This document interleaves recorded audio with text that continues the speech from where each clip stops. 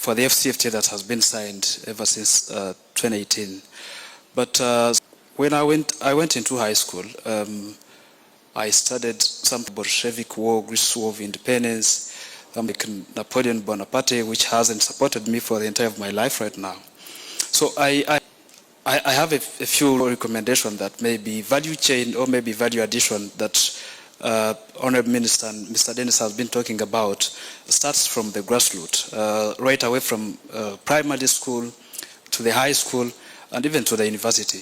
So we've been talking about updating our syllabus, but I would be very, very happy to say that the AfCFTA is being integrated into our national curriculum for even our children that will be having, to raise up understanding that maybe the AfCFTA goes into, Mr. Dennis talked about the Corporate Council for Africa, but when you see from the other perspective, it starts from the other way. So if at least we could have AfCFTA studies being integrated into our national curriculum, at least that would, Pan-Africanism is all about mindset for the Africans. So at least if we could have that, AfCFTA being integrated into our national curriculum would be a perfect value addition for our entrepreneurs.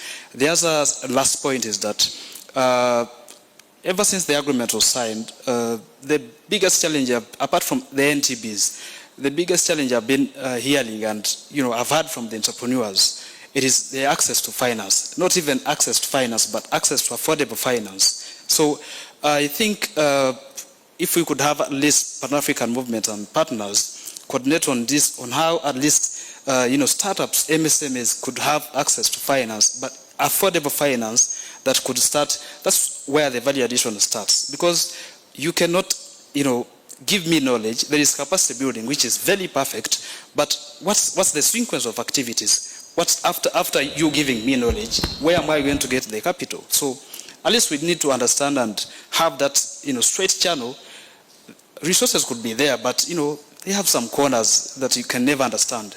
So at least you could have that, straight channel for the young entrepreneurs, SMEs, and even MSMEs could access that affordable finance would be, a perfect way of implementation.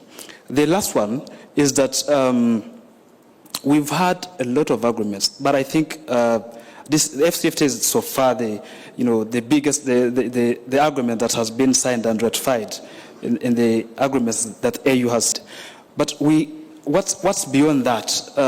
What Her Excellency Dr. Mene has been talking about, the demonstration. So what's beyond that? After signing, yes, signing is very important, and even ratification is very more important. But after those 2 points of ratification, signing, for last young people to have